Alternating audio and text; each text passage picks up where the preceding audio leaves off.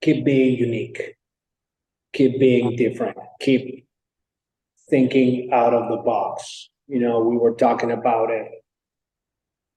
Anyone can be a coach, but who's doing videos like the ones you're doing to provide a different experience and to grow your business and to be different. Again, you're being different, you're being unique. So I've learned that there's challenges that are not forever. Those challenges are for a certain period of time and that will change your life forever. So those are the ones that you can not say no to them. You gotta take them and learn and leave that adventure of accepting that it's just a temporary challenge and it's going to change your life and the life of a lot of people. It was my friend of mine inside me was like, come on, man up. You gotta do it. So taking ownership of me doing all this was a challenge because I worked on this for a year, brought my business on the side, the operation of the business. It was a lot of work. I wouldn't call it stress, but it was a lot of work. And Good afternoon, Coach Kelly here with a very special guest, Rafa Figueroa.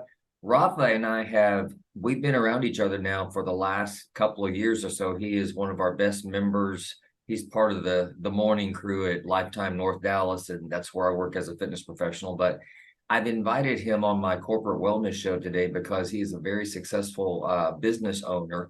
He is also in excellent physical condition. And I want to learn more about what he does to be so successful with both his business and in his personal life with his health. And so, Rafa, you ready to go? I'm ready. Thank you so much, Kelly, for having me here and for thinking about me for such a great interview and sharing a little bit of my life. Thank you. I appreciate your time. So I know you're in the granite business. Tell me about how you got started and just tell us about what you do, how long you've been in the industry. Well, I've been on the industry for 23 years, with my business for 21. I got into the industry when I moved here in the US in 2000. I pretty much moved from Mexico City looking for an opportunity. Back home, I was born and raised in Mexico City, and back home, there's not many opportunities. Pretty much the best jobs already given to family and friends, and also if you are a little bit successful, there's a lot of insecurity there. People will, they'll kidnap you, they'll steal from you. It's kind of hard. Everybody's chasing everyone, and so my mom was moving here, and I was tired of Mexico. I just graduated from college, and I was looking for better opportunity, a better place, and I moved here. And as soon as I moved here, I could see the opportunities out there. Coming from a third world, everything is old and traffic and no order, no system. When you move here and everything is constantly being built and everything is shining and organized, and I was like, wow, this is I could smell opportunities, and I could see how money was everywhere, right? So I met a guy that through the friends, I started to make some friends, and through the people that I met a guy that had a fabrication shop. He was from Mexico, and he had his stone shop, and I started to get along with him, and I didn't have a job, so he gave me an opportunity. And back then in 2000, it didn't matter if you were good or bad. The economy and construction was booming, downtown and like west, like South Lake, North, Plano, all of that was just like booming. So, like I said, it didn't matter if you were good or bad. They were really bad, and they still had a lot of work. So I was there learning and listening, and pretty much he hired me to sell because he could tell that I was social and good with people. But of course, I didn't know anything about Dallas, the stone, driving, the industry, English. I was a newbie, right? I was kind of like a baby born, and here you go, man, go sell. I was like, okay. But so I was learning, and I lasted a couple of months with them.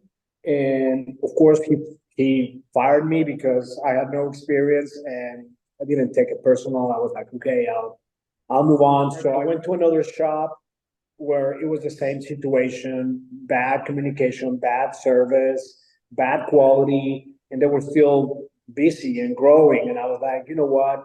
I think that I lasted there for maybe 6, 7 months, and I was living with my mom, and I was like, I think I can be a little bit nicer and more customer service oriented with people. And I decided to go on my own. And again, I was learning, and I was knocking doors with my little sample board, and um, I got a job here, a job there, and I was actually hiring these shops that fire me to do the cutting and the fabrication of the slabs, and I was pretty much installing. I hired a guy so we could install the countertops, and being inside the homes made me understand what they were asking for, what they needed, and which was again communication, customer service, being clean, being on time, and just answering the phone. Right, that's all. They're buying a product and service. So the least you can do is just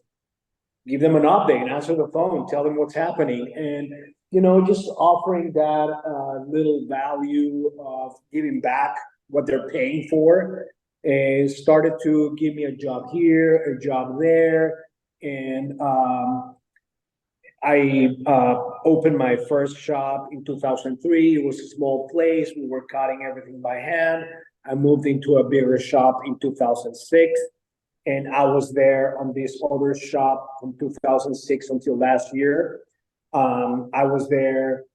I purchased several machines. Again, everything has been very service oriented. I purchased really good machines to help me provide a really great quality. And the minute that I feel like I cannot answer the phone, back then I hired an assistant. And the minute that we noticed that we couldn't get an estimate on time, we hired another people to help us with the office. And so I've been very sensitive to always give back and always respond to the client. And um, fortunately, after all these years, like I said, I moved last year to this new facility where I'm at right now. And all these years, I feel like it was time, because the shop where I was small. I was starting to not give back to the client. I was starting to be not efficient. Slabs breaking everywhere. I had slabs on different warehouses. My office team didn't fit there anymore. So I thought that it was payback time to my company, to my employees, and to my clients. So I had a vision of a place, a vision of a place that I wanted to have for all my clients and employees. And fortunately, the place that I moved in, what I built as a new facility, just exceeded my expectations and the client's expectations. And it has been very, very, very fun. And I'm very grateful because they really see us as a really good company, and like a company that no other company can provide what we provide. So it's been a very great journey. Once I moved here, I thought I was finished, but the market and the industry have been kind of like spreading the word of the place that I built, and they're just throwing us more complex projects, and just like I was explaining, you providing a value and quality and being sensitive to what they need, and also my employees. I've been able to specialize and create a niche on what they call high end, but I'm on the kind of like the ultra high end. I'm working with the cream of the cream in Dallas, very demanding clientele, top of the line custom builders, and through this exposure, sometimes they're looking for materials that are unique, and I'm being very privileged in the last years, at least once or twice a year, I'll take them to Italy to hand select, because most of the marble, the most beautiful marbles come from Italy. So, and no one in town can give them access to a wide variety or a large number of one selection. And most of the times we need both of these options. So I've been very honored and privileged to take them there, give them the experience of being in the marble quarries, hand selecting their marble, and the history of where everything started, and the quarries. And Michelangelo was in those quarries selecting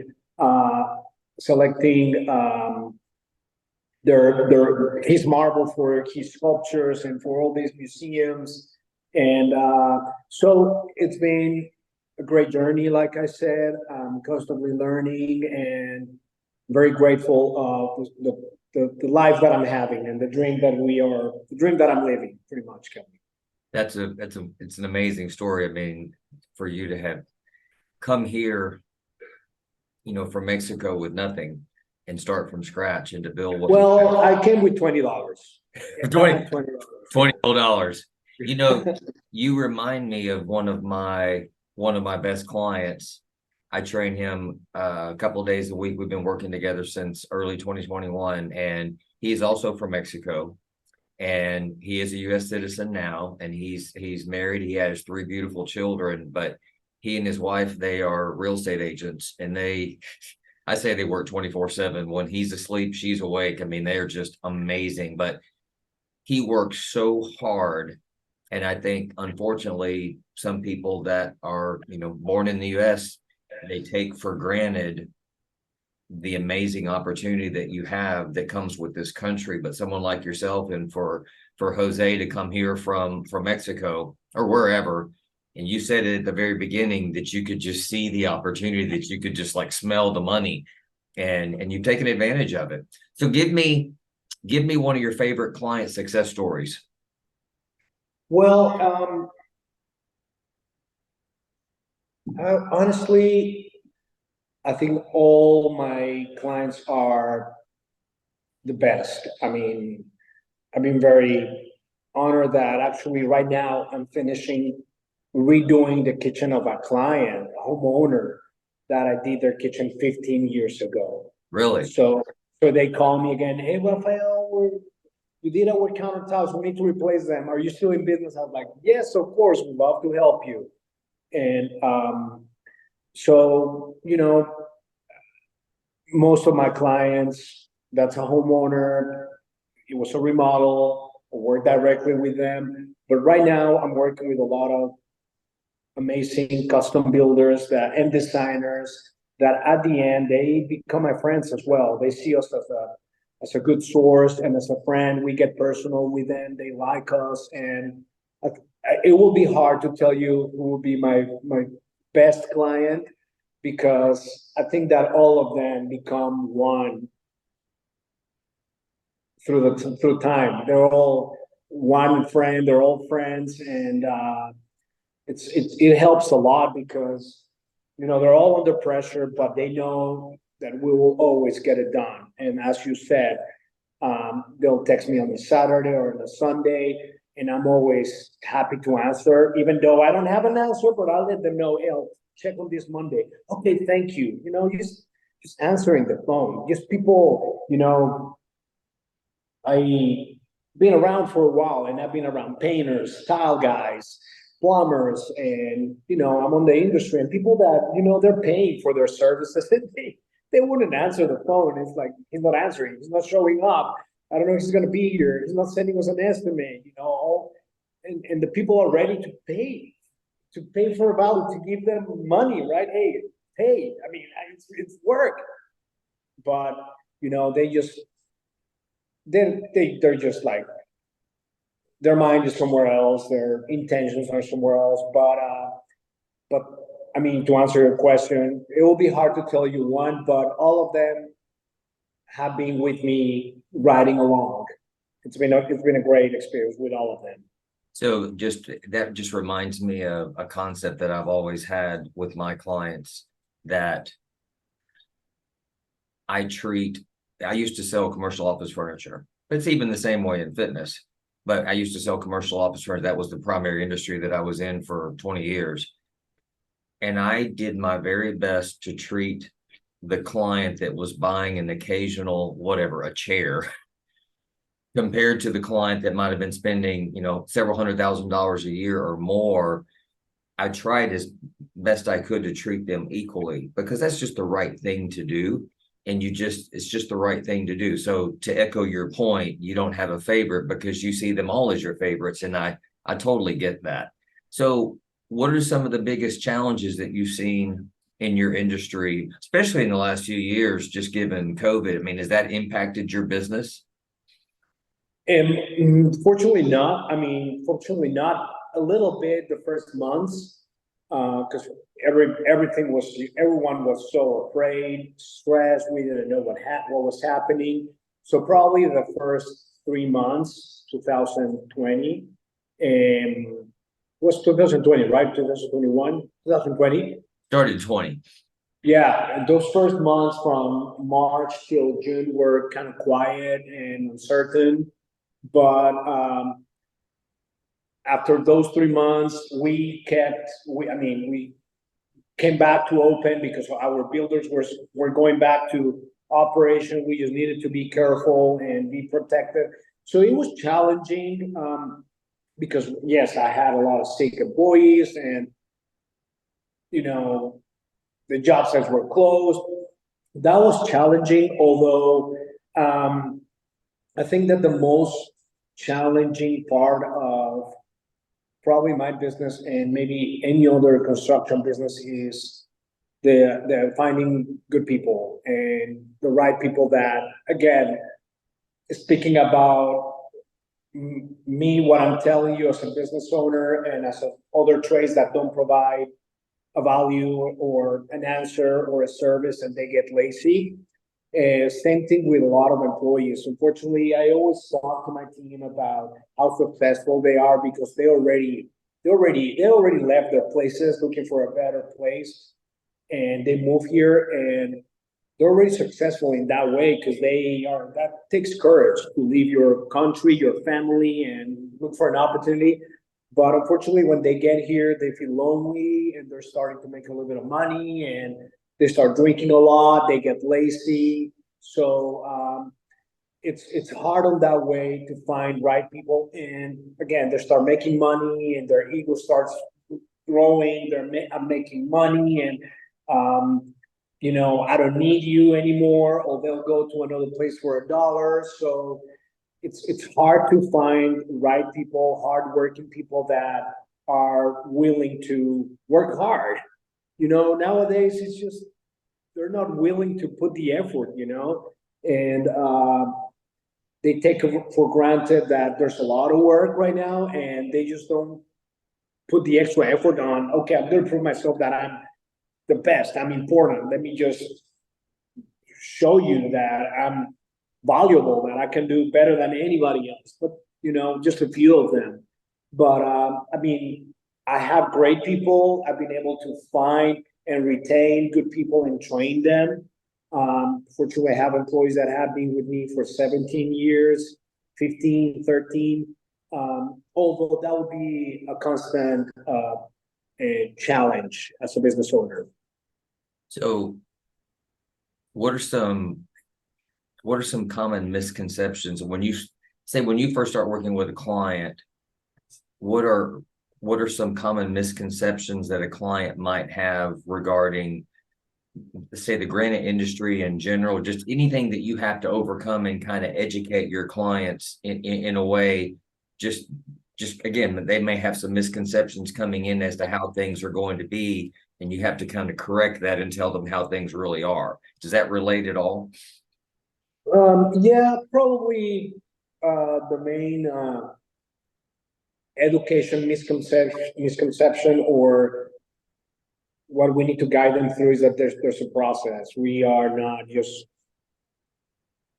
a company or a trade that, okay, here's the process. Okay, let me go get my materials at Home Depot or one of the suppliers and show up to the job. We are dealing with delicate, expensive materials, complex installations. So, and of course, everybody wants it fast, but we try to educate our clients and let them know that, hey, it's not as easy as, yes, we're going to be here. Give me the deposit, I'll be here tomorrow.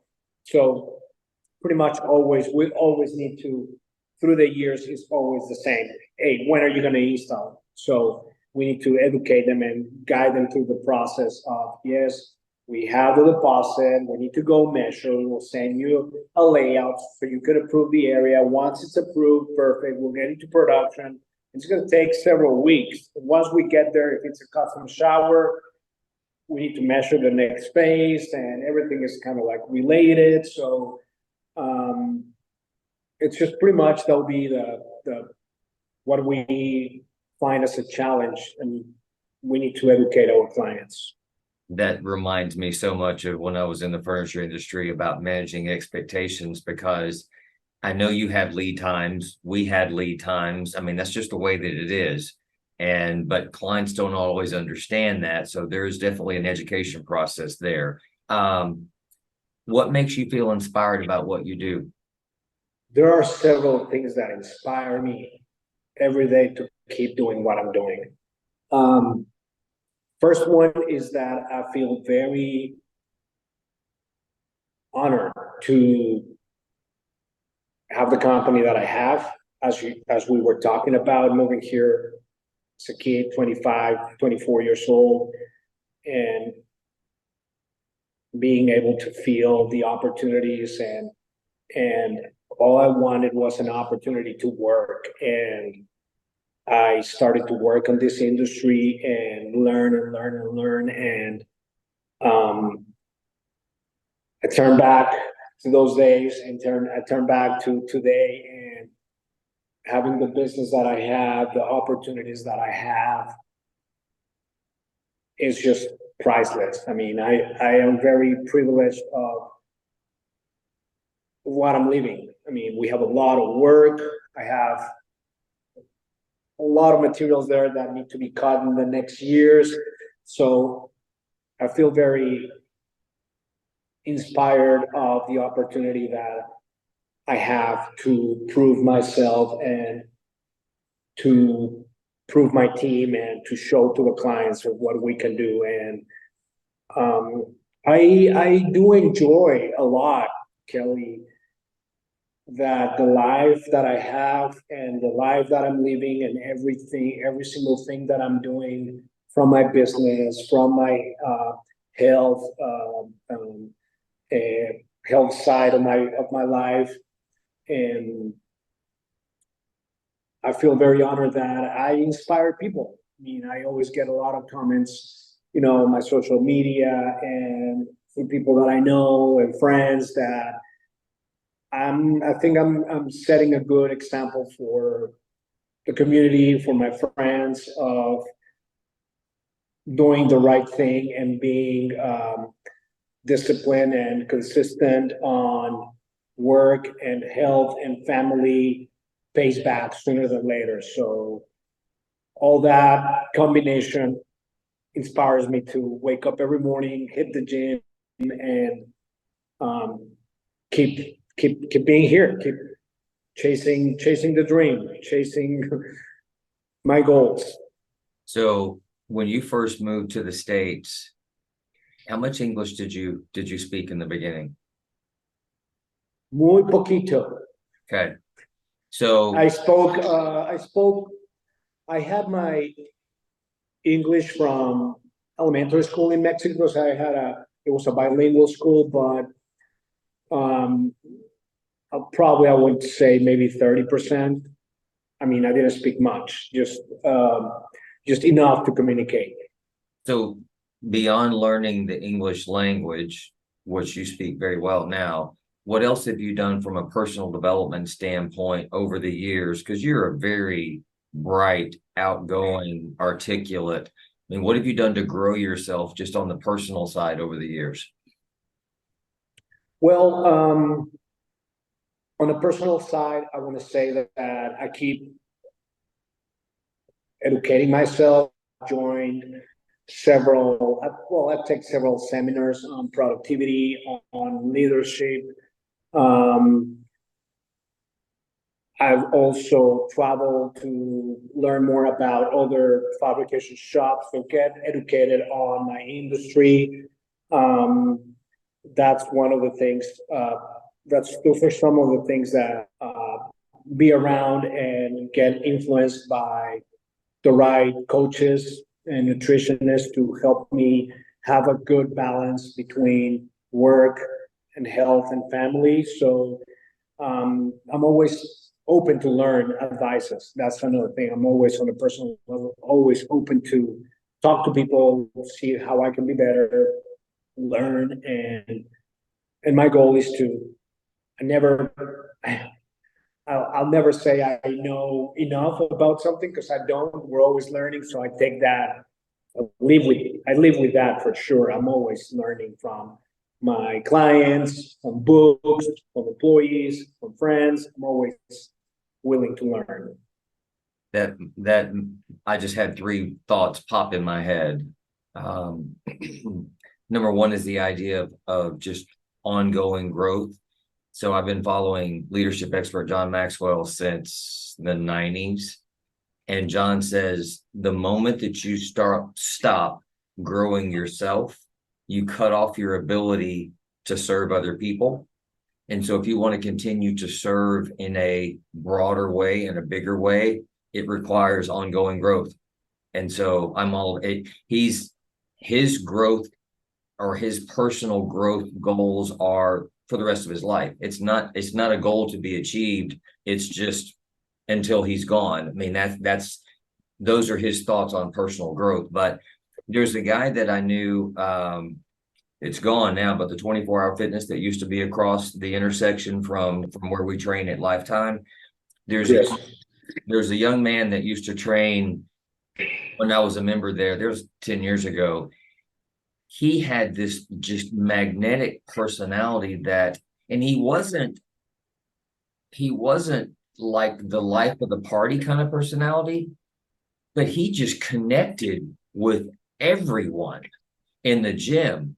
And whereas I would tend to come in and put my headphones on and do my thing, and I learned from him that you can learn something from everyone, regardless of what economic scale they're at. You can learn from everyone. And I learned from him that I needed to do a better job of connecting with people because he was brilliant at it. I mean, it was like breathing for him is something that I have to work at because I kind of tend to, go into myself. But anyway, so what's one of the biggest personal challenges that you've overcome that you've come through it, but it's made you a better person, as a result of?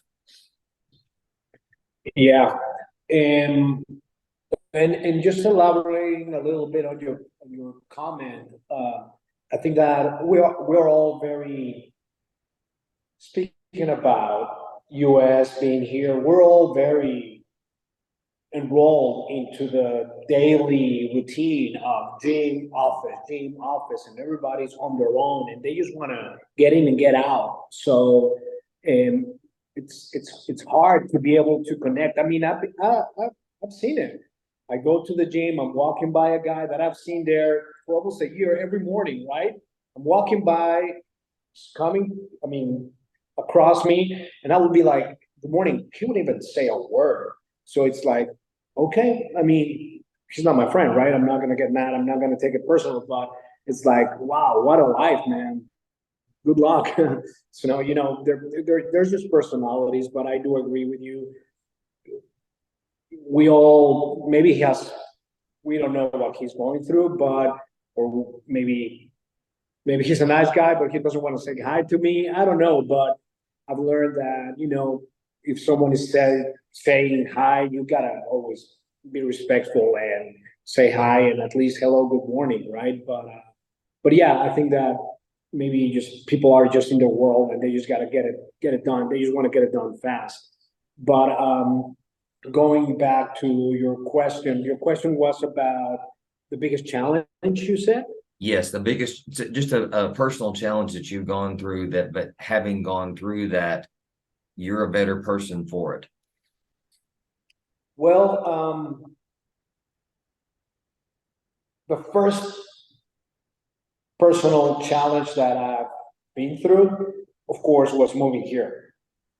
I left everyone in Mexico, my dad, my sister, and I moved here with my mom, of course, but I knew no one. And that challenge, I think that helped me understand a lot about my emotions, my who I am, and always, I mean, it made me kind of like understand and discover that I have a friend in me. I can advise myself. Um, I can always count on me to make the right decisions. And, you know, I think that moving here was hard and I couldn't go back like for 4 years. So it was like, oh, I can do this. I can do this. So that was a good learning experience. Another one was probably getting divorced. It was a hard one because I have two daughters, and um, it was kind of like we created a small little world. And of course, we had friends, but it was kind of like, you know, starting all over again and new friends. And it was challenging with my business as well. So I think that in those moments of loneliness and in challenging times, kind of like helped me develop my emotional intelligence, which I think I've learned through the years that it's always important to think with your heart, but most importantly, separate that. I think we had a conversation about that, and when we're chatting at the gym, most importantly, you know, you always got to think with your mind as well. So I think that through the years, I've been able to develop that line of what needs to make that decision in my mind, or both. Sometimes, so I think those have been my toughest challenges for sure. And starting my business back then, getting divorced, rebuilding my business, and growing up again. Um, so, and another challenge I think was also when I was able to acquire the building where we're at right now, and starting the whole construction of this. And I mean, the beginning I thought I needed someone to help me manage all this construction and all the moving parts that I needed, electrical, plumbing, and also needed water pressure. I mean, I needed a lot of things for my engineering, for my fabrication shop. And at the beginning, it was like the building of my showroom, setting up everything for the machines. I was like, who am I going to hire? Because I need a lot of help, and plus the business. And again, that little friend of mine was like, well, what happens if you hire someone, they help you, and down the road something goes south? Are they going to be around? Are they going to show up right away? So it was my friend of mine inside me was like, come on, man up. You gotta do it. So um, taking ownership of me doing all this was a challenge because I worked on this for a year, brought my business on the side, the operation of the business. It was a lot of work. I wouldn't call it stress, but it was a lot of work. And you gotta, there's moments that you gotta just be sharp and take the challenge. And fortunately, I've learned that there's challenges that are not forever. You know, those challenges are for a certain period of time and that will change your life forever. So those are the ones that you can not say no to them. You gotta take them and learn and leave that adventure of accepting that it's just a temporary challenge and it's going to change your life and the life of a lot of people. So you gotta just take the challenge and fight for it and accomplish it. So that's the last of my probably toughest challenges that I've had, which is this place where I'm at right now. That reminds me of this was a few videos ago, but it's been one of the favorites that I've done just because of the couple of stories that I was telling. But the very best things in life are found on the far side of struggle. That's the title. And and I believe that it's our struggles that make us stronger in life. It's not the easy stuff. So what's the most influential book that you've ever read and how it impacted your life? Well, there's this book called Atomic Habits that I love, Okay. and I think it's a book that it can be read by anyone, kid, professional, entrepreneur, father. I mean, anyone can read that book, and I think that it guides you. And I love that because it really helps you to be focused and to create your routines and your habits and build your habits and just get used to them and don't break them. And I think that that has helped me a lot to again create that consistency on my business and on my personal life and with my daughters to be there and to develop and to grow. And I think those habits, as they say, you start with one, and the book is amazing because start compounding on those habits and the rituals and routines. I love that word as well. You got to create your rituals and your routines for those habits, and they become a lifestyle. And today in the morning was great because I was speaking about it. There was a guy that at the gym that I have not seen probably like in a couple of months. Be speaking about personal, I always say hi to everyone. And this guy was there. I was like, "Hey, good morning. How are you? Good, great." And he was like, "Man, how are you doing it to get that strong?" Of course, I don't feel strong. I just feel committed and I feel good about training. And I was like, "Well, man, it's just you just got to be consistent and just show up every day." Yeah, yeah, 5 days a week, right? I was like, "No, 6 weeks, 6 days a week." And he was like, "Yeah, man, that's the part that I don't know." Well, it's a lifestyle, it's a mindset. You gotta create your habits, and once you're there, it's a lifestyle, man. Yeah, that's hard work. He said that again. I was like, "Well, if you want to take it that way, I don't think it's hard work. It's just you just gotta make changes little by little." But anyways, I think that I think I'm feeling good. Probably I'm looking good because he's saying that, but that's a reaction of just being and keeping those habits, right? Just having habits. So um, that's the book that I love, and that's the book that I kind of like pretty much live with me every day. That's a great segue because my next question is, how did you get started with lifting? I started, I've been, well, lifting, I've been very consistent for the last probably couple of years. Before that, I was doing CrossFit. But I've always, I grew up, my dad was he's very healthy. He's going to turn 80 and he still looks like he's probably 60, 55. He looks really good. He works out every day. So I grew up on an environment of health. My dad used to work out every morning, and 6 a.m. he went out running before going to work. So it was always in my life.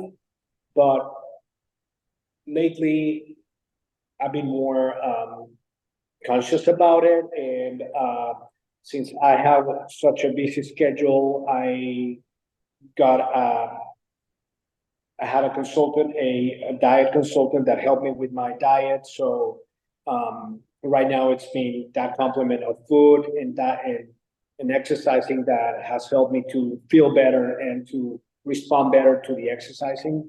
But pretty much I've been around it for a while, for a long time, Kelly. I played tennis when I was in high school, and then I played soccer in college. And when I moved here, I started to play some soccer. But nowadays, I don't have time for soccer or tennis, so I just try to be disciplined on training every morning.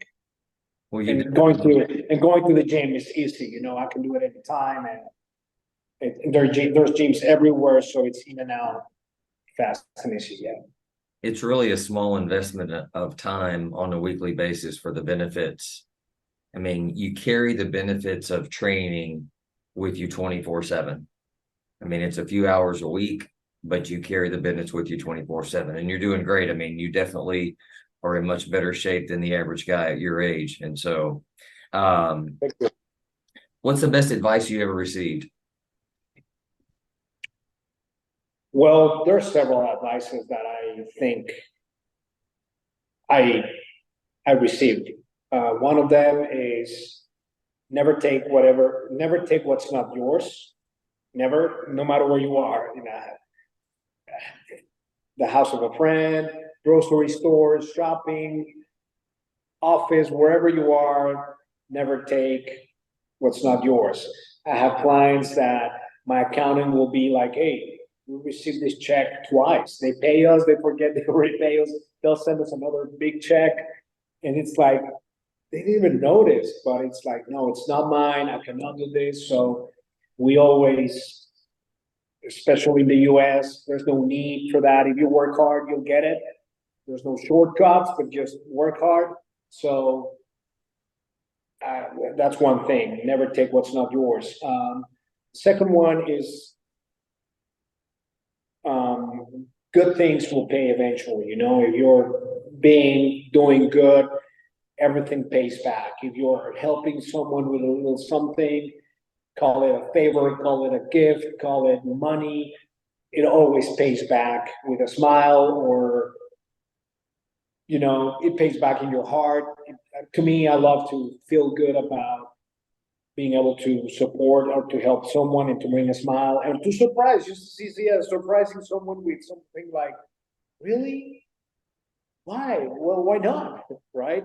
So, and good things will always pay back. That'll be the second one. The third one is, you know, work hard, and eventually things will pay off. So work hard, do good thing, never take what's not yours. And I think another one that I've learned, and it's an advice that I think I can give, is never lie to yourself in a way of, let's call it a friend, personal relationship. You don't like a guy, you don't like to be with him, and well, I'm just gonna go do lunch with him because, you know, he's calling me, he's a friend, but you don't enjoy being with him. So why lying to yourself of going with him? Why wasting your time? So, um, you know, just whenever you feel like you're lying to yourself on doing something, just don't do it. There's no reason why lying to yourself. Call it, like I said, like with a friend or being with on a relationship with a partner. And if you feel like it's not for you, days are going by and you don't feel right about it, you're just like lying to yourself, and that's sad. I mean, you're creating sadness in your world. So you can call it a client also, you know, he's complaining, he's not happy at all with anything you do. You know what?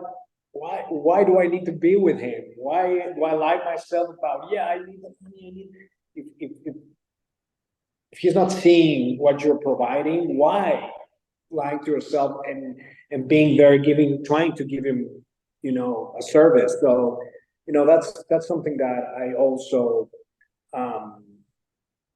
I feel like it's a good advice that I can give.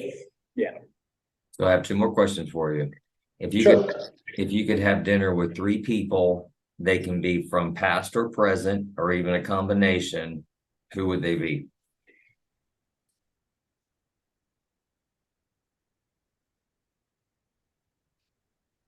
That's a good question.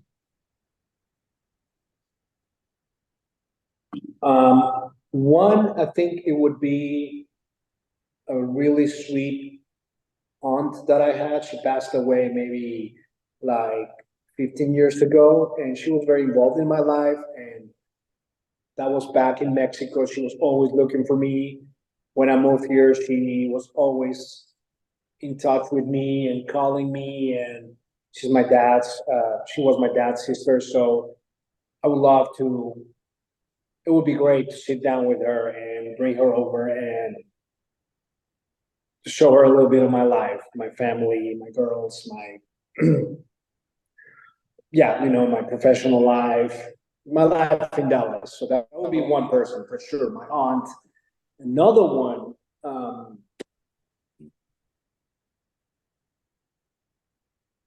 I think that those second ones, it's a couple of friends that I have when I was a child, and actually one of them was here this weekend. So that would be the second one. I already had lunch with him.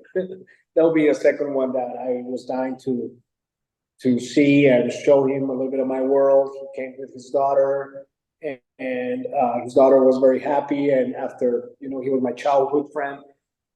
The daughter is 14. She had never been here in Dallas with me.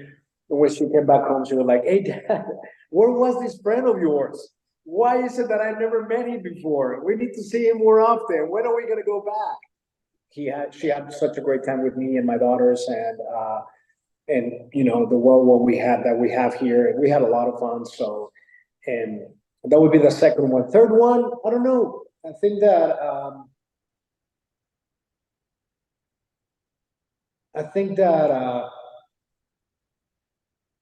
the people or the person that I would love to have lunch from my past, I think I have them in my present. So I do see them often, like my dad, my mom. I think I'm good on those uh, that people that I would love to see. Yeah. And then the last one is, what advice would you give to your 20-year-old self? And even I want to tailor yours a little bit different. What advice would you give yourself when you first moved to the States? If you could go back and at that time in your life when you first came here, what would you say?